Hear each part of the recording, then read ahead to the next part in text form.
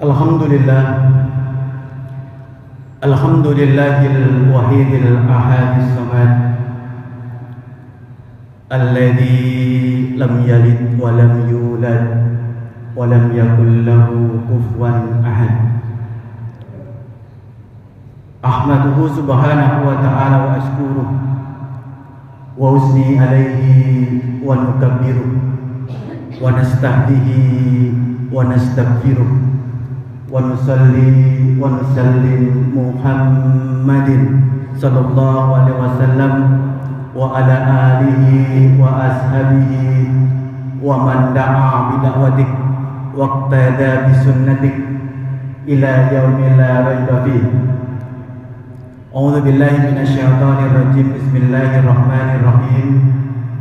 Ya ayyuhalladzina amanu taqullaha haqqa tuqatih wa la tamutunna illa wa antum muslimun.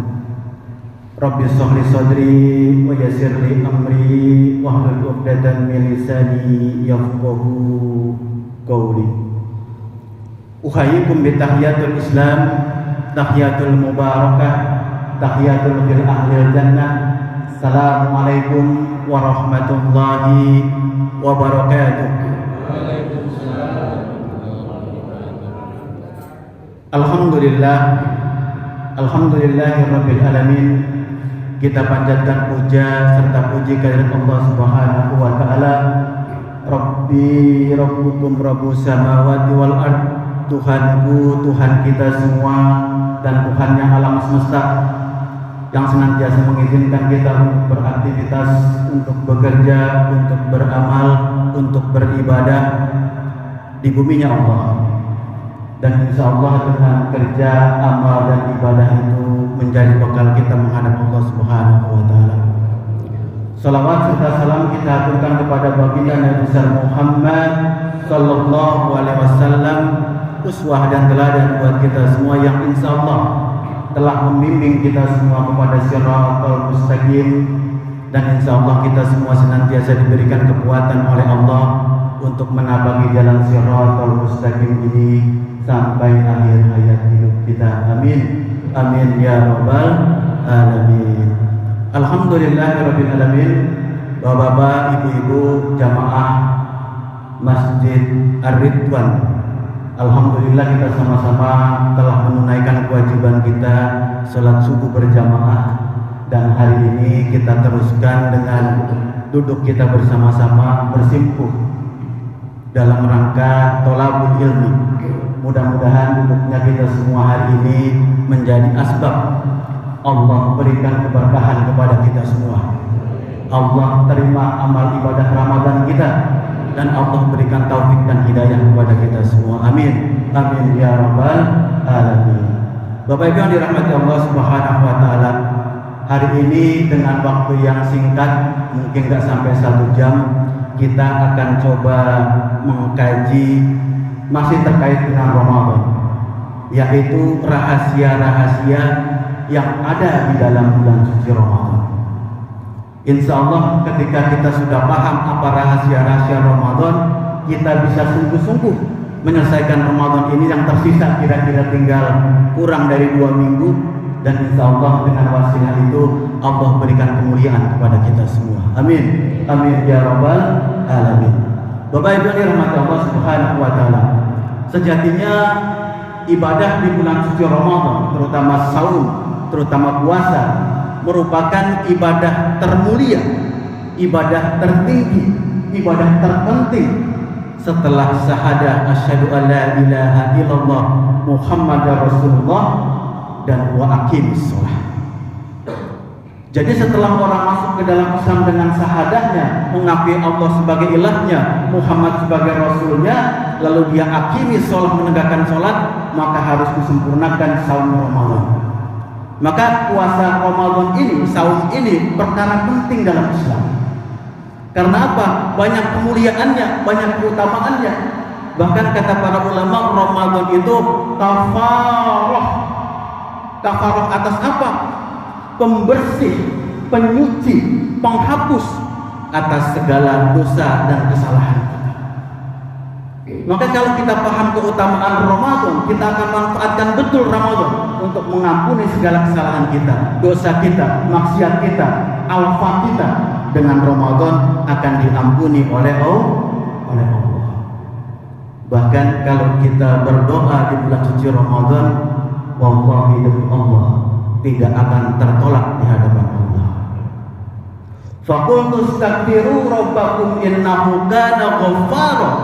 Kalau engkau mohon kepada Allah diampuni kesalahanmu, engkau taubat kepada Allah, engkau akan saksikan, engkau akan lihat, sesungguhnya Allah itu maha mengampuni atas segala dosa-dosa kita.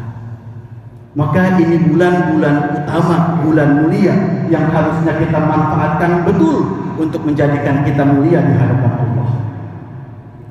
Bahkan kalau coba kita introspeksi, tahun ini kita diberikan kesempatan oleh Allah untuk bertemu dengan Ramadan, melaksanakan pula ibadah Ramadan. Tapi di satu sisi ada mungkin teman kita, kerabat kita, saudara kita, bahkan mungkin orang tua kita telah dipanggil oleh Allah yang notabene tidak diizinkan bertemu dengan Ramadan. Apa rahasianya? Apa rahasia di balik itu semua? Bisa jadi orang tua kita, saudara-saudara kita, teman-teman kita sudah dihapuskan segala kesalahannya dan cukup bekal dia menghadap Allah. Sedangkan kita yang masih diberikan kesempatan bertemu dengan Ramadan, bisa jadi masih begitu banyak dosa dan kesalahan kita dan belum cukup bekal kita menghadap Allah. Maka disitulah Allah pertemukan kembali kita dengan Ramadan. Maka hari ini tidak ada nikmat yang paling mulia, yang paling penting, yang paling besar buat kita semua, kecuali apa? Kecuali Allah tangguhkan usia kita, Allah tangguhkan ajal kita, lalu diberikan kesempatan kita bertemu dengan Ramadan. Maka ini yang harus kita pahami, tidak ada nikmat yang paling besar hari ini kecuali kita diberikan kesempatan oleh Allah bertemu dengan Ramadan. Maka coba pelan-pelan kita lihat apa rahasia-rahasia yang ada dalam bulan suci Ramadan. Di dalam bulan suci Ramadan, setiap aktivitas kita, kerja kita, amal kita, ibadah kita menjadi besar nilainya di hadapan Allah karena Ramadan. Bahkan apa saja yang kita kerjakan di bulan suci Ramadan akan menjadi nilai berat di hadapan Allah. Contoh misalkan, kalau orang telah menyelesaikan 1 bulan puasa di bulan Ramadan, lalu ditambah 6 hari di bulan Syawal, kata Rasulullah, dia laksana puasa 1 tahun lamanya. Cuman puasa 6 hari di bulan Syawal dinilai oleh Allah 1 tahun kita berpuasa. Karena apa? Karena disandingkan dengan Ramadan. Lalu kalau kita melihat haji dan umroh hukumnya sunnah, haji hukumnya wajib bagi yang mampu. Tapi ketika umroh dilaksanakan di bulan Ramadan, nilainya, kadarnya sama seperti haji. Itulah keutamaan Ramadan. Apa saja yang dilakukan dan disandingkan dengan Ramadan menjadi besar nilainya di hadapan Allah. Bahkan tidurnya orang-orang yang berpuasa di bulan suci Ramadan pun bernilai ibadah.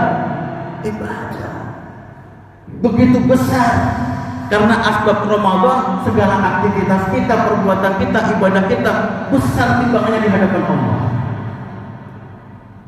Maka siogianya Ramadan ini mau dia buat kita semua meningkatkan kualitas ibadah kita, ketaatan kita, ketakwaan kita kepada Allah.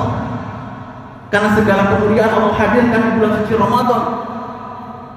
Tapi sama-sama kita saksikan, atau kita masing-masing introspeksi diri kita masing-masing. Sudahkah Ramadan sekian kali berulang dan kita bertemu dengannya sudah meningkatkan kualitas ibadah kita, ketakwaan kita, ketaatan kita kepada Allah? Bahkan seringkali Ramadan hadir lalu Ramadan meninggalkan kita, tidak kunjung meningkatkan kualitas ibadah dan ketakwaan kita. Apa kira-kira sebabnya? Karena ternyata kita melaksanakan Ramadan tidak mencontoh Rasulullah.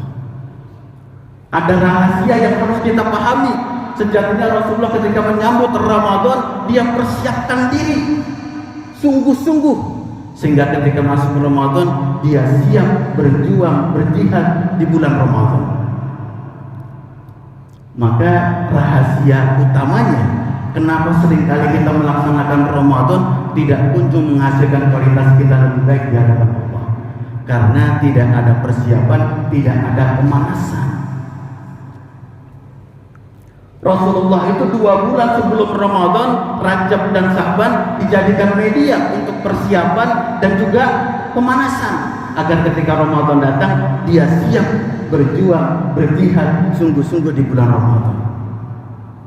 Jadi kenapa kadang-kadang kita Ramadan rasanya biasa-biasa saja? Udah 2 minggu terlewat, nggak ada gregetnya, nggak ada kualitas yang meningkat dalam diri kita karena kurang pemanasan. Sehingga Rasul sering berdoa ketika Rajab dan Sya'ban. Apa kata Rasulullah? Allahumma barik lana fi Rajab wa Sya'ban wa balighna Ramadan. Artinya, ya Allah, berkahi Rajab dan Sya'ban sebagai bulan persiapanku, pemanasanku sebelum aku sungguh-sungguh terjun di medan perang yang namanya Ramadan. Jadi apa saja perlu pemanasan. Motor saja, motor ya Bapak Ibu, sebelum kita pakai suruh diapain Bapak? Sebelum kita pakai jalan dipanasin. Ustadz, emang nggak bisa langsung dipakai? Bisa, cuma kata orang bengkel kemungkinannya rusaknya lebih besar kalau nggak dipanasin gitu. Sama kalau kita misalkan terjun satu perlombaan, lomba lari misalkan gitu ya, lari cepat 100 meter tanpa persiapan, langsung kita terjun untuk berlomba, apa yang terjadi kira-kira? Mungkin berat kita untuk menjadi pemenang, bahkan bisa jadi mencelakakan diri kita.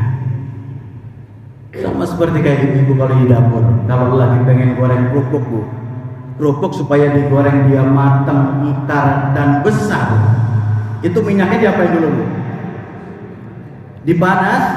Dipanasin agar ketika kerupuknya dimasukin dia mekar, dia besar. Bisa dibayangkan kalau minyaknya belum panas, kerupuk dimasukin, jadinya apa kira-kira? Bantat gitu. Bahkan kata orang-orang yang bagus itu, selain minyaknya dipanasin, itu kerupuk sebelum dimasukin pun dipanasin. Dia dijemur di matahari atau dijemur di kompor agar dia kering. Ketika sudah kering dimasukkan ke dalam panasnya minyak, maka akan lebih bagus, lebih mekar, lebih besar.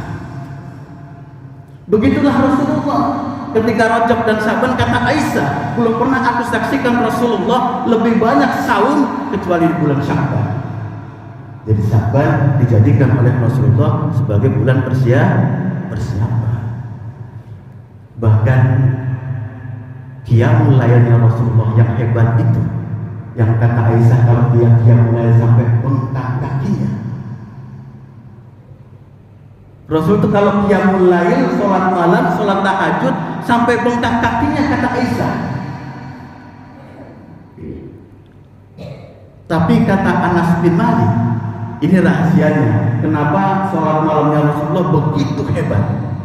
Kata Anas bin Malik, sesungguhnya Rasul sebelum melaksanakan sholat malam yang hebat itu dimulai dengan 2 rakaat yang ringan. Apa maksudnya kira-kira? Itu pemanasan. Dipanaskan dulu mental kita, fisik kita, badan kita, jasad kita, hati kita agar siap melaksanakan ibadah-ibadah yang lain. Maka saksikan hebatnya dia mulai Rasulullah sampai bengkak kakinya, karena ada pemanasan. Lalu coba kita lihat rahasia bulan suci Ramadan. Ramadan sendiri ada rahasianya. Apa kata Rasulullah? Kata Rasulullah SAW, andai umatku tahu seperti yang aku tahu, maka pasti mereka menginginkan 11 bulan lainnya itu adalah Ramadan. Kata Rasulullah, andai umatku tahu seperti yang aku tahu, maka pasti mereka menginginkan 12 bulan dalam setahun itu semua Ramadan. Ini mengajarkan kepada kita ada rahasia yang Rasul tahu, kita tidak tahu. Karena kata Rasul begitu, andai kata umatku tahu, mereka semua ingin agar 12 bulan, 11 bulan setelah Ramadan itu semua bernilai Ramadan. Maka ada rahasia yang Rasul tahu, kita tidak tahu. Maka sejatinya syariat Ramadan dihadirkan oleh Allah Subhanahu wa taala, laisa kamitslihi syai'un, yang tidak ada satu zat pun yang setara, yang serupa dengannya. Jadi jangankan sama dengan Allah, yang menyerupai saja dengan Allah tidak ada. Maka ini bermakna setiap syariat yang dihadirkan oleh Allah, diciptakan oleh Allah, dibuat oleh Allah, sempurna adanya. Bahkan dia baik dan terbaik. Maka kalau kita sadar syariat Allah yang baik dan terbaik lagi sempurna, maka tidak ada kecuali Allah hadirkan syariatnya kecuali buat kebaikan buat kita semua gitu. Sampai Allah paksa kita untuk Ramadan diwajibkan. Wajib itu kalau kita kerjakan diberikan nilai pahala oleh Allah, ditinggalkan kita berdosa. Karena apa? Karena Allah cinta kepada kita semua. Dihadirkan Ramadan agar kita sadar, kita paham Ramadan itu memuliakan kita sebagai hamba. Maka kalau coba kita melihat perintah dan syariat Ramadan ini dalam surah Al-Baqarah 183 yang sering kita dengar, sering kita ulang-ulang, ada hikmah, ada pelajaran yang harusnya kita petik. Di ayat itu Allah mengatakan, ya ayyuhalladzina amanu kutiba alaikumusiyam kama kutiba alal ladzina min qablikum la'allakum tattaqun. Ya ayyuhalladzina amanu, yang diseru, yang dipanggil orang-orang beriman. Maka syarat untuk melaksanakan Ramadan, ibadah Ramadan, harus orang-orang yang beriman. Dan seruan ini pun sekalian ujian buat orang-orang beriman. Kalau dia menerima seruan ini, menyaut seruan ini, maka dia orang beriman. Kalau mengindahkan seruan ini, kita khawatir belum sempurna imannya. Karena Allah panggil, ya ayyuhalladzina amanu. Ayat ini turun tahun kedua Hijriah. Setelah Rasul hijrah dari Mekah ke Madinah, tahun kedua turunlah perintah ini. Ya ayyuhalladzina amanu kutiba alaikumusiyam. Kenapa tidak diturunkan ketika periode di Mekah? 13 tahun lamanya Rasul di Mekah, atau mungkin tahun pertama Hijriah. Kenapa tahun kedua? Karena sejatinya perintah ini untuk menguatkan struktur umat Islam yang sudah mulai kuat di Madinah. Sudah ada struktur jamaahnya, sudah ada undang-undangnya namanya Piagam Madinah, ada pemimpinnya Rasulullah, dikuatkan dengan syariat puasa. Ya ayyuhalladzina amanu kutiba alaikumusiyam. Diwajibkan di atas kalian semua berpuasa. Karena Allah sempurna, ciptaannya pun sempurna, maka tidak ada syariat yang dihadirkan oleh Allah untuk kebaikan kita. Pasti buat kebaikan kita. Maka dipaksa kita untuk berpuasa. Orang yang mengaku dirinya beriman harus menerima. Ini kewajiban yang Allah hadirkan kepada kita. Maka para ulama mengatakan, lebih baik kita dipaksa untuk masuk ke dalam surga daripada kita sukarela lalu digiring ke dalam neraka. Maka kewajiban-kewajiban yang Allah hadirkan kepada kita sejatinya ingin memuliakan kita sebagai hambanya, dan akhirnya dimudahkan kita masuk ke dalam jannahnya. Lalu di penggalan ayat-ayat terakhir, la'allakum tattaqun. Jadi tujuan akhir dari Ramadan itu agar la'allakum tattaqun. Artinya apa itu, Pak? La'allakum tattaqun bermakna apa kira-kira? Agar kita menjadi orang yang kalau arti sesungguhnya bertakwa. Kata para ulama, ini pun bermakna sejatinya Ramadan dihadirkan oleh Allah agar kita dimudahkan masuk ke dalam jannah, masuk ke dalam surga. Karena apa? Karena surga itu hanya diperuntukkan bagi orang-orang yang bertakwa.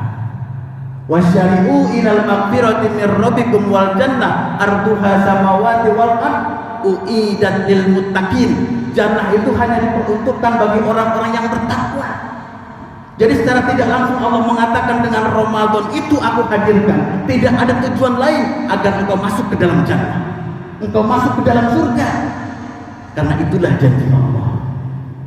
Maka ini yang harus coba kita pahami, rahasia-rahasia yang ada di dalam bulan suci Ramadan.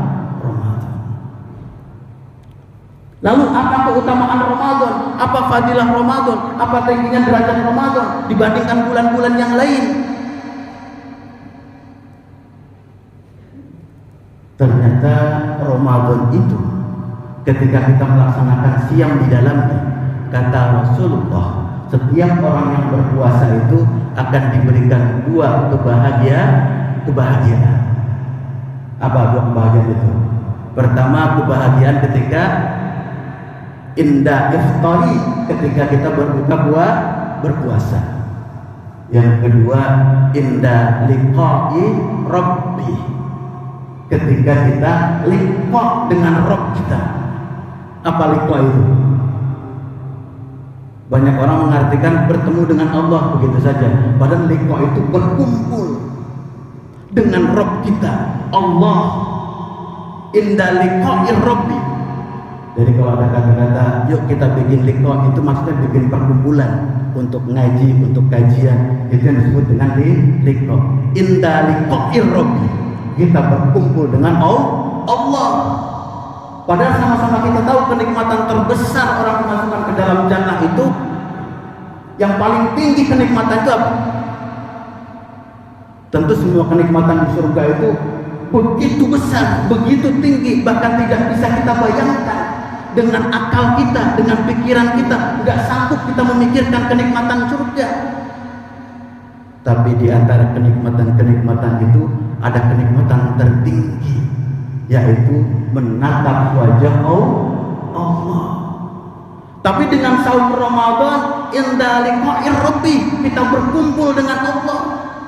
Begitu dekat kita Allah, bukan saja menatap, kita dekat dengan Allah. Jadi itu keutamaan orang-orang yang berpuasa di bulan suci Ramadan. Maka kata Rasulullah SAW, semua ibadah anak Adam itu, kata Rasulullah, semua amal ibadah anak Adam itu untuknya, illa saum, kata Rasulullah, kecuali saum, kecuali puasa. Wa saumuli wa ana ajzi bihi, sesungguhnya saum itu punyaku dan aku yang akan membalasnya langsung. Ini statement Allah yang sangat jelas, yang sangat tegas, menyatakan keutamaan dan kemuliaan dari Ramadan. Padahal semua kita tahu, semua amal ibadah kita, ketaatan kita, ketakwaan kita, ketundukan kita kepada Allah milik Allah. Inna sholati wa nusuki wa mahyaya wa mamati lillahi rabbil alamin. Semua ibadah kita milik Allah. Tapi nggak pernah kita dengar sholat dinisbatkan kepada Allah, zakat dinisbatkan kepada Allah, haji dinisbatkan kepada Allah. Tapi saum Ramadan Allah nisbatkan, ini punyaku, kata Allah. Wasaumuli wa ana ajzi bihi, ini punyaku, aku yang akan balas langsung. Jadi begitu tinggi kedudukan Ramadan itu sampai diakui oleh Allah, ini punyaku dan aku yang akan balas langsung. Dan rahasia Ramadan berikutnya, ternyata ini satu-satunya ibadah yang bebas dari riya, bebas dari ujub, bebas dari bangga, sombong, takabur, iri, dengki. Ini ibadah bersih dari penyakit-penyakit hati. Jadi nggak ada orang puasa ada perasaan ria, sum'ah, ingin dipandang orang hebat, nggak ada. Kalau orang sholat dipanjang-panjangkan rakaatnya, masih ada kemungkinan dia ingin dilihat orang. Ada orang sedekah, zakat, infak dengan jumlah besar, bisa jadi dia menunjukkan rasa sombong. Tapi Ramadan, saum Ramadan tidak ada celah untuk orang ria, sum'ah, sombong, kiber, tidak ada. Ini satu-satunya ibadah yang dijaga oleh Allah, bersih, ikhlas hanya kepada Allah. Sehingga kata para ulama nanti di yaumil hisab itu, setiap orang akan bawa amal ibadahnya masing-masing. Setiap orang akan bawa amal ibadahnya masing-masing. Ketika dihisab oleh Allah, kebanyakan manusia gugur semua ibadahnya. Sholatnya gugur karena mungkin dia ria, sedekahnya gugur karena mungkin dia sombong, hajinya mungkin dia gugur pula karena apa? Ingin dipandang orang lain. Yang tertinggal hanya saum Ramadan. Maka kata para ulama, tidak ada ibadah yang paling banyak menyelamatkan manusia dari api neraka kecuali saum Ramadan. Maka jaga saum Ramadan kita agar dengan itu menjadi bekal terbaik kita menghadap Allah Subhanahu wa Ta'ala. Maka kalau kita melihat kemuliaan, keutamaan, fadilah dari Ramadan itu sedemikian besar, bahkan andai kata Ramadan ditimbang dengan ibadah-ibadah yang lain, begitu berat timbangan Ramadan. Sampai pernah satu kisah dikisahkan dalam riwayat Bukhari dan Muslim. Suatu ketika ada dua orang pemuda di Madinah. Dua orang pemuda ini masuk ke dalam Islam bersamaan. Dua orang pemuda di Madinah masuk ke dalam Islam bersamaan. Setelah mereka masuk ke dalam Islam, setiap beribadah, ketaatan, ketundukan, ketakwaan kepada Allah senantiasa dilakukan bersama-sama, berdua terus. Kalau sholat pasti mereka berdua berjamaah, entah berjamaah berdua atau berjamaah dengan orang lain. Kalau hadir majelis ilmu, dia hadir berdua. Jadi setiap ibadah yang dia kerjakan selalu berdua.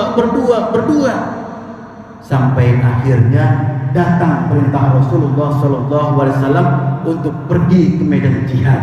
Ada panggilan perang, ada panggilan jihad. Lalu diterimalah panggilan itu oleh dua pemuda tadi itu. Lalu pemuda itu berangkat ke medan perang. Singkat cerita, dalam peperangan itu qadarullah, pemuda yang pertama syahid di jalan Allah, mati dalam peperangan.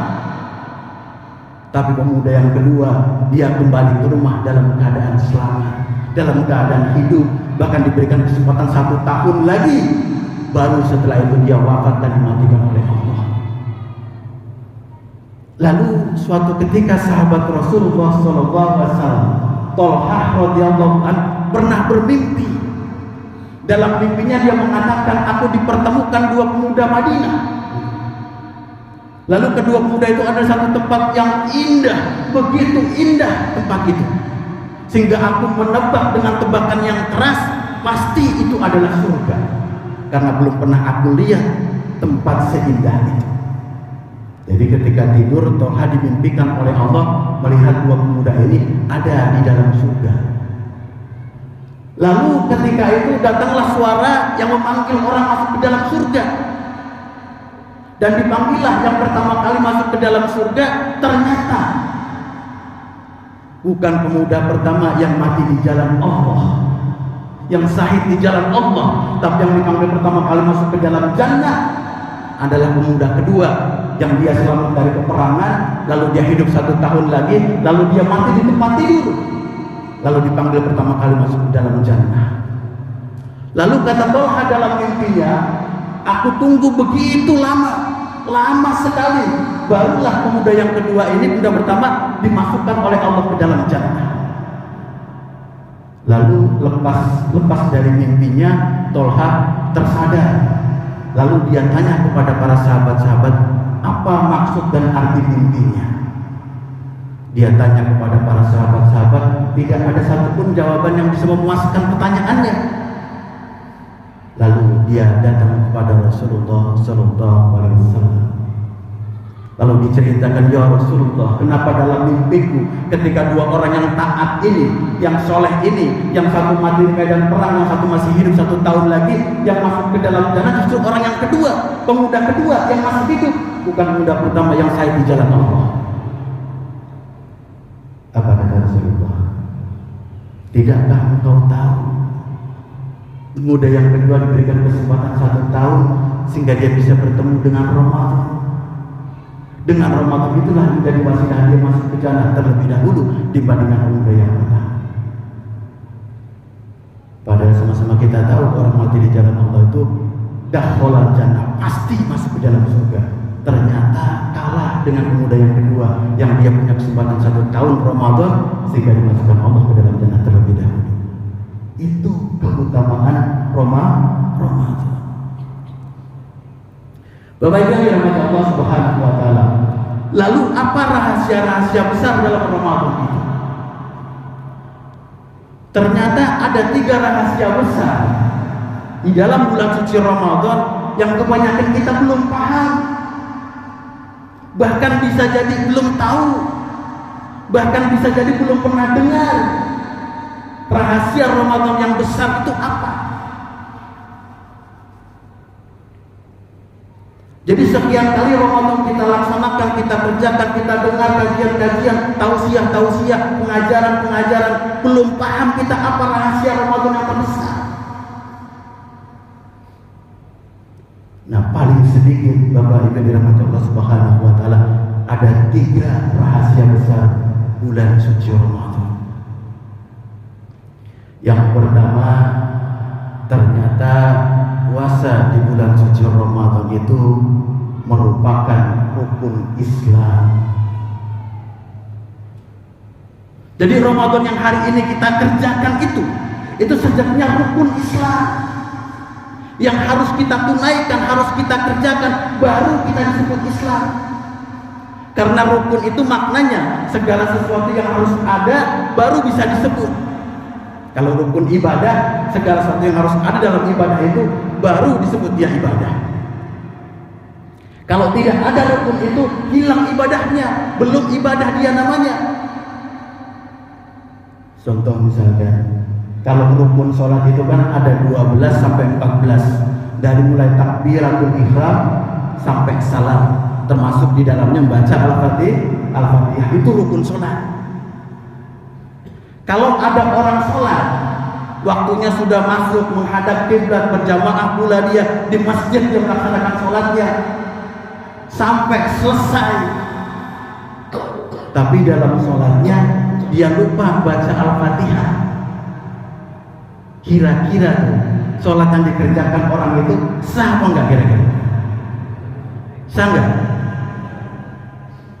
Rukun sholat itu dari mulai takbiratul ihram, baca Al-Fatihah sampai salam, sudah dikerjakan semua, dia lupa baca Al-Fatihah. Itu sholatnya sah atau tidak? Sah tidak kira-kira? Nah, jawabannya kurang tepat. Jadi orang seperti ini nggak bisa dihukumi sholatnya sah atau tidak sah. Karena apa? Dia belum sholat. Karena tertinggal rukun. Rukun itu harus ada, baru dia disebut sholat. Contoh seperti ini. Kalau orang nikah, kan ada rukunnya ya, rukun nikah. Ada berapa rukunnya nikah itu?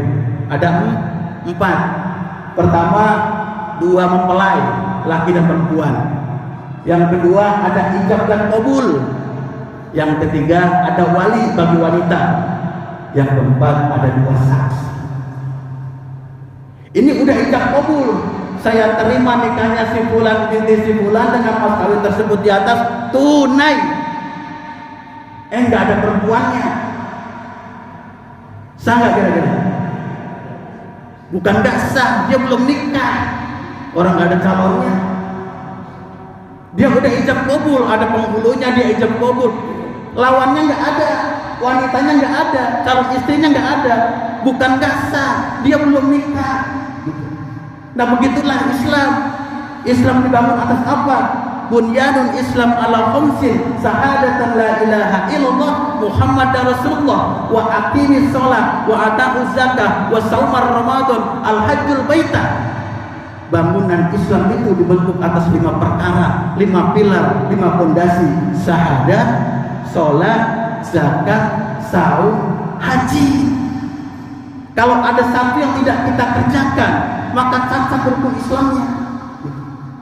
Maka perhatikan betul, kalau kita melaksanakan saum Ramadan, sejatinya kita membina rumah Islam, mengokohkan keislaman kita, menyempurnakan keislaman kita.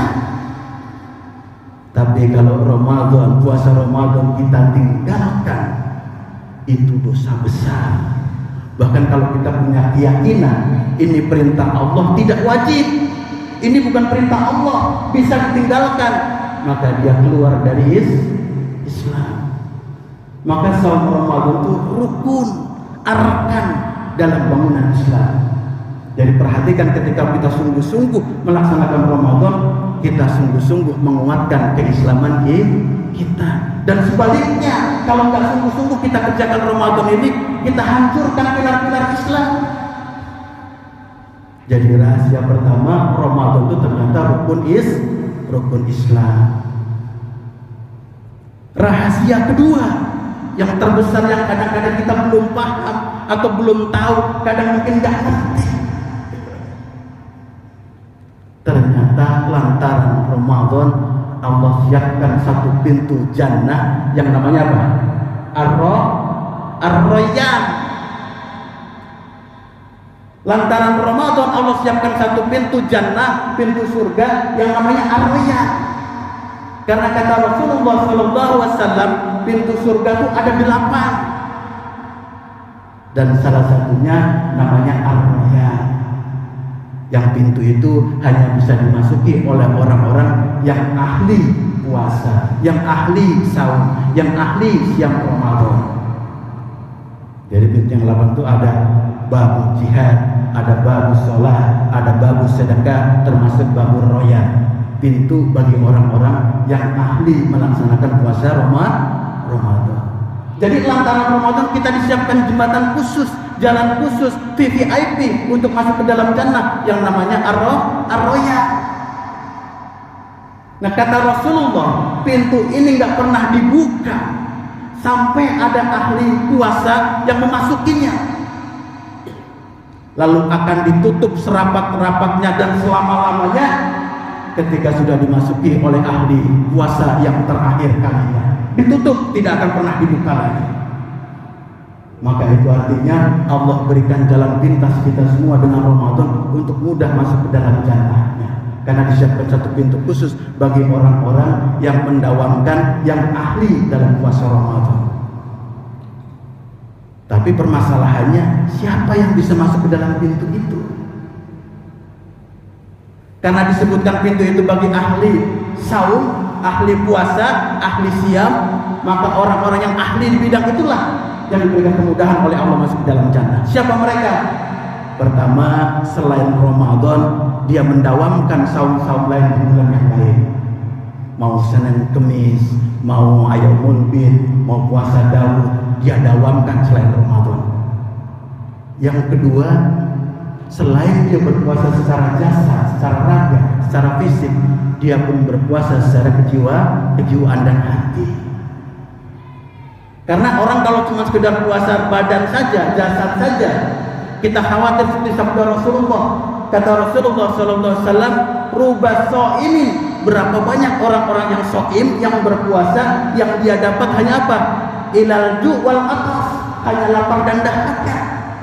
Karena puasa cuma secara fisik, dia tahan dari makan, dia tahan dari minum, selesai. Kata Rasulullah, yang seperti ini bisa tertolak di hadapan Allah. Kenapa? Dia nggak menahan matanya, dia nggak menahan telinganya, hatinya, penglihatannya, pikirannya, tidak dia jaga. Yang dia tahan cuma makan dan minum. Bahkan kata Rasulullah SAW dalam satu hadisnya, Allah tidak butuh kita menahan lapar 13 jam.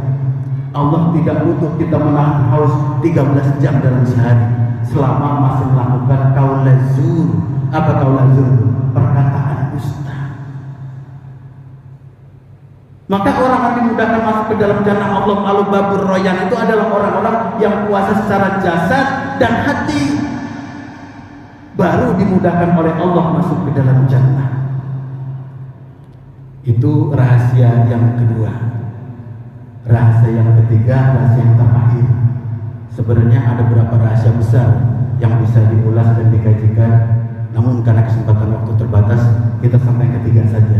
Yang ketiga, ternyata tujuan Ramadan itu, tujuan kita berpuasa itu tidak lain tidak bukan cuma sekedar la'allakum tattaqun.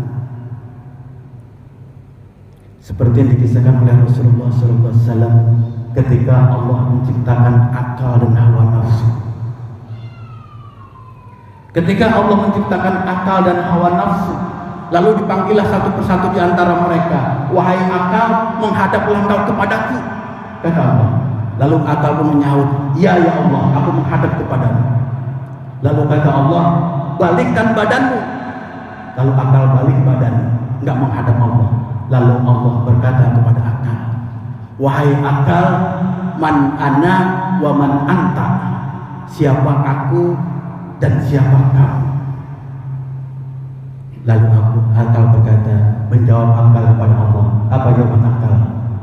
Anna abduka wa anta rabbuka, aku hambamu ya Allah dan engkau adalah Rabbku. Lalu selesai akal urusannya. Lalu dipanggil hawa nafsu, wahai nafsu, menghadap kepadaku. Tidak nyaut, tidak berucap, tapi dia menghadap kepada Allah. Kata Allah, balikkan badanmu. Dia pun diam, dia balikkan badannya. Lalu Allah pun berkata dan bertanya kepada hawa nafsu dengan nafsu. Apa kata Allah? Man ana wa man anta, siapa aku dan siapa kamu wahai nafsu. Nafsu berkata, Anna wa anta, saya, kamu. Murka Allah, marah Allah, dicampakkan nafsu itu ke api neraka yang panas selama 100 tahun, disiksa, dibakar sedemikian rupa, lalu diangkat lagi oleh Allah. Lalu Allah bertanya lagi kepada nafsu, wahai nafsu, man anna wa man anta. Apa jawaban nafsu? Anna wa anta, saya, kamu. Allah murka, dicampakkan lagi oleh Allah, disiksa dengan dingin yang sedemikian dingin, ratusan derajat di bawah 0 derajat, bukan 100 tahun, 1000 tahun. Setelah 1000 tahun diangkat lagi oleh Allah, lalu ditanya oleh Allah, wahai nafsu, man ana wa man anta, siapa aku, siapa kamu. Ternyata jawaban nafsu enggak berubah, tetap dia katakan ana wa anta, saya dan kamu. Dicampakkan lagi oleh Allah, dilaparkan, dihauskan, dipaksa untuk puasa, tidak diberikan makan, tidak diberikan minum, enggak 100 tahun, 1000 tahun. Dipaksa dia berpuasa, tidak diberikan makan, tidak diberikan minum 1000 tahun. Lalu diangkat oleh Allah, lalu ditanya oleh Allah kembali, wahai nafsu, man ana wa man anta. Lalu nafsu berkata, ana abduka wa anta rabbuka, aku hambamu, engkau adalah Rabbku, dan hanya engkau yang aku ibadahi. Lalu dia mengucapkan asyhadu alla ilaha illallah wa asyhadu anna muhammadar rasulullah. Itulah tujuan Ramadan, itulah tujuan puasa. Jadi nafsu disiksa dengan panasnya matahari, panasnya api neraka, tidak mempan.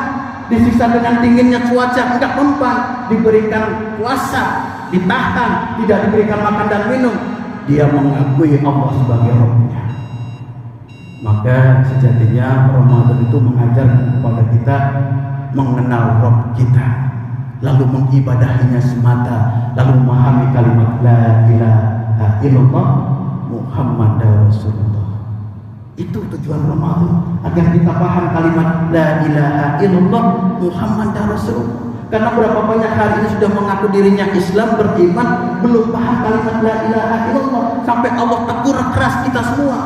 Dalam ayatnya, dalam firman-Nya Allah mengatakan, fa'lam annahu la ilaha illallah, maka ilmui, maka pahami, maka pelajari kalimat la ilaha illallah Muhammadar Rasulullah. Karena ini jalan kemuliaan buat kita semua. Karena Allah ciptakan langit dan bumi lantaran kalimat la ilaha illallah. Allah ciptakan surga dan neraka lantaran kalimat la ilaha illallah. Allah ciptakan kita sebagai manusia pun atas dasar kalimat la ilaha illallah. Maka ironis kalau orang mengaku dirinya beriman, diri Islam, belum paham kalimat la ilaha illallah.